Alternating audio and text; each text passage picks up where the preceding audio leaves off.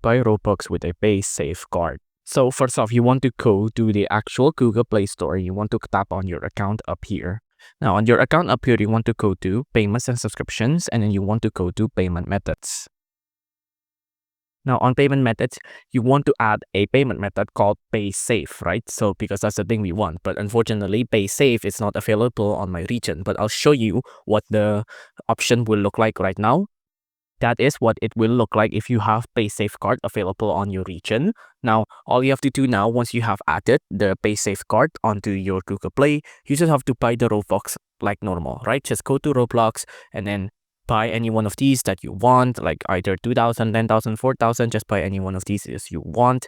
It'll automatically be converted because you already have the Paysafecard available on your Google Play. And if the balance is available, then it'll be the default payment method that you will have. So of course, no hassle. The thing you have to do is to add the Paysafecard onto your managed subscription and payment methods on Google Play.